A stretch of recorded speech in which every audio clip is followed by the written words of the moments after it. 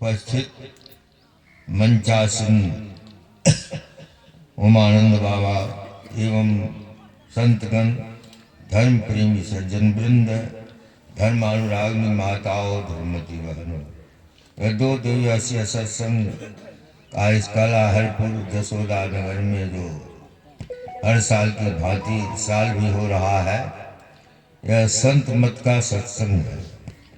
गुरु महाराज का उद्घोष है, संत मता बिनु गति नहीं, सुनो सकल दे कान, जो चाहो उद्धार को बनो संत संत।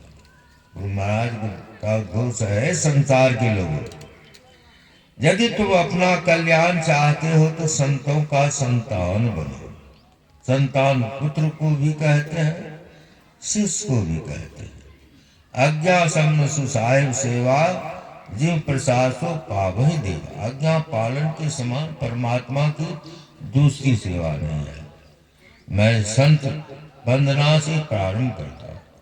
हमारा पवित्र भारतवर्ष भी शून्य प्रतीत होने लगेगा यदि व्यास, वाल्मीकि, सुखदेव, नारद, जागवल, जनक, वशिष्ठ, दधीचि, बुद्ध, महावीर, शंकर, रामानुज, माध्व, चैतन्य, नानक, कबीर, सूर, तुलसी, नम्मलवार, मानिकवास, सगर, ज्ञान दीप, तुकाराम और ज्ञान संबंध राम कृष्ण प्रवृत्ति संतों को उसके इतिहास में से निकाल दिया गया। संत ही भारतवर्ष के स्मृतिकार हैं, संत ही उसके कवि हैं, संत ही उसके संदेशवाहक हैं, संत ही उसकी संतान को प्रेम, ज्ञान और शांति का पाठ पढ़ाने वाले हैं। उन संतों को हमारा बार बार प्रणाम है। संत ही मानव जाति के प्राण है, संत ही संसार रूपी पादप के मृत फल है, संत ही सब समाज को प्रकाश देने वाले प्रदीप हैं। वही पाप ताप से पीड़ित मानव जाति को ऊपर उठाने वाली शक्ति है। अतः सभी जातियों और सभी देशों के संतों को हम नतमस्तक होकर प्रणाम करते हैं। महात्मा मोहनदास करमचंद गांधी जी के विचार, भक्ति तलवार की धार पे धावना है, इससे गीताकार ने भक्त के लक्षण अस्थित प्रकृति से बतलाए हैं। गीता की भक्ति भोदू पर नहीं है। माला, तिलक और अर्घ्यादि साधनों का भले ही भक्त उपयोग करे, पर वे भक्ति के लक्षण नहीं है।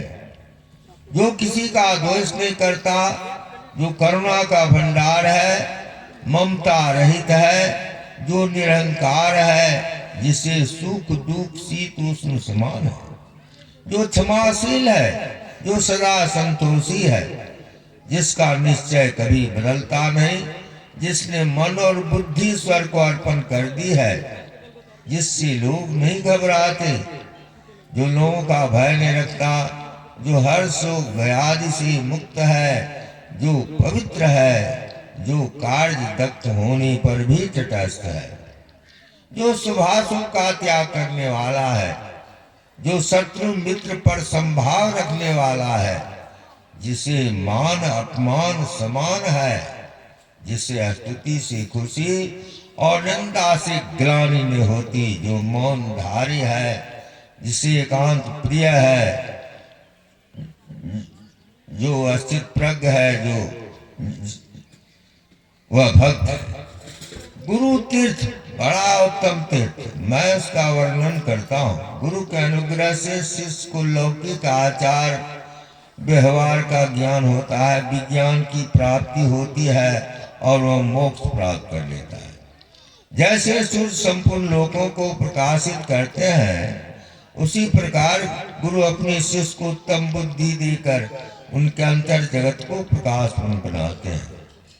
सूर्य दिन में प्रकाश करते हैं, चंद्रमा रात में प्रकाशित होते हैं और दीपक केवल घर के भीतर उजाला करता है। परंतु गुरु अपने शिष्य के हृदय में सदा ही प्रकाश फैलाते रहते हैं। वे शिष्य के अज्ञान में अंधकार का नाश करते हैं अतः शिष्य के लिए गुरु सबसे उत्तम तीर्थ है। भगवान बुद्ध की वाणी, हमारी वर्तमान हालत हमारे विचारों का फल है, उसकी बुनियाद हमारे विचारों पर है।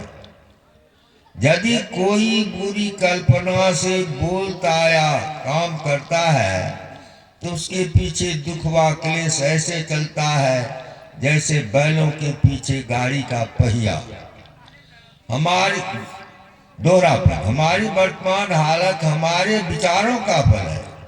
यदि जो सद्विचारों में रहता है, सद्विचारों का चिंतन करता है, उसके पीछे सुख ऐसे चलता है जैसे आपकी छाया आपके पीछे चलती है। हम जैसा सोचते हैं वैसा होता है। जैसा भगवान बुद्ध का वचन है, भिक्षु भिक्षु ध्यान कर, सावधान रह, अपने चित्त को खुशी की तरफ न ले जा, ताकि तुझे बेपरवाही के बदले नरक में लोहे का गोला न निगलना पड़े और जलते समय न चिल्लाना पड़े हाय या दुख है। संत मत में अभी हम लोग संत वंदना में पढ़े हैं, बिंदु ध्यान बुद्धि नाद ध्यान बुद्धि सरल सरल जग में परिचारी। प्रकाश और शब्द के बिना संसार में कोई काम नहीं होता है। अंदर में प्रकाश और शब्द है। प्रकाश और शब्द को खोजने के लिए बिंदु ध्यान और नाद ध्यान की आवश्यकता है। शास्त्र में लिखा है कि एक बाल के नोक को 1000 भाग किया जाए, फिर उसका आधा भाग जो है बिंदु और नाद का स्वरूप होगा। एक बाल के नोक को 1000 भाग करने की क्षमता किसी में नहीं है, और साधन के द्वारा होगा। एक बाल के नोक को कोई बड़ा बड़ा वैज्ञानिक या विद्वान कोई भी हो, एक बाल के नोक को 1000 भाग करे तो आधा भाग को हटा दे और बिंदु नाद का स्वरूप होगा, नहीं होगा। वह ध्यान से होगा। जो दूध के मथन से घी निकसत है जतन से, क्यों ध्यान के लगन से ब्रह्म लेने आ रहा। हम कहते हैं क्या, हम अपने को पहचानते हैं मैं क्या हूं। इस आंख से सारे संसार को देखते हैं। यदि अपनी आंख को देखना चाहे तो उसके साधन क्या, आईना। उसी प्रकार बिंदु ध्यान और नाद ध्यान असुर साधन को संत लोग प्राइमरी के अंदर रखा। मानस जप मैट्रिक मानस ध्यान आई है, दृष्टि योग भी है और सब योग एम है। यह अध्यात्म विद्यालय है। इसमें संत महापुरुष के द्वारा संत सदगुरु से दीक्षा लेकर के संत मत में 4 साधन है, मानस जप मानस ध्यान दृष्टि योग और सूरज सब योग। इन्हीं साधनों के द्वारा भक्ति करके आप हम कहते हैं, हम अपने को पहचानते क्या है। संत कबीर का स्वरूप अखंडित व्यापी चैतन्य चैतन्य, ऊंचे नीचे आगे पीछे दाहिन बायन, बड़ा ते बड़ा छोड़ते छोटा में ही ते सब लेखा, सबके मध्य निरंतर साणी दृष्टि दृष्टि सो देखा। चाम चश्म सो नजरी न आवे, खोज रूह के नैना, चून चगुन वजूदन मानू ते सुभान मोना आयना। जैसे आयना सब दर्शावे, जो कुछ बेस बनावे, जो अनुमान करे साहब को क्यों साहब दर्शावे। जाहि जो अल्लाह के भीतर ते भीतर की ठाई, रूप अरूप हमारी आस है हम दोनों को साई। जो कोई रूह आपने देखा सो साहब को देखा, कहे कबीर स्वरूप हमारा साहब को भी देखा। अब बाबा नानक क्या कहते हैं, परमात्मा कैसा है।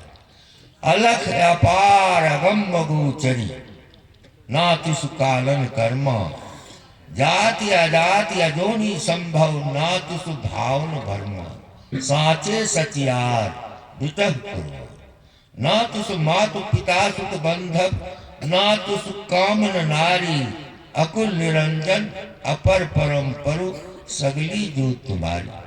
घट घट अंतर ब्रह्म लुकाया, घट घट ज्योति सवाई।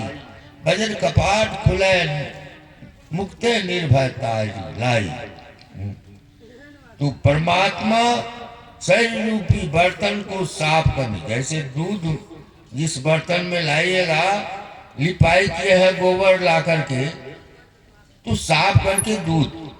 आत्मा को शुद्ध करने के लिए सदाचार का पालन, झूठ चोरी नशा हिंसा बेविचार।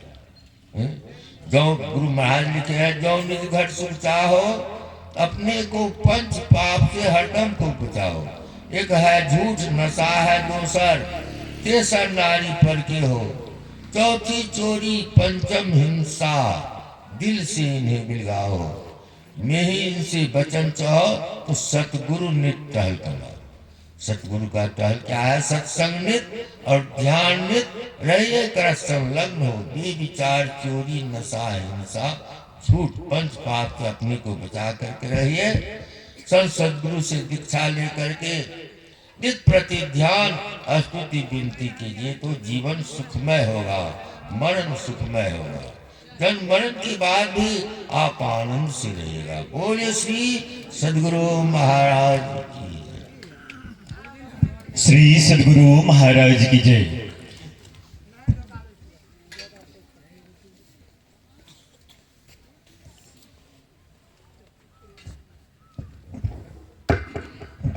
जी हाँ देवी सज्जनों, जैसे एक छोटा सा दवाई की गोली इतने बड़े शरीर को स्वस्थ कर देती है, उसी प्रकार परमात्मा का थोड़ा सा स्मरण मनुष्य को खुशहाल कर देता है।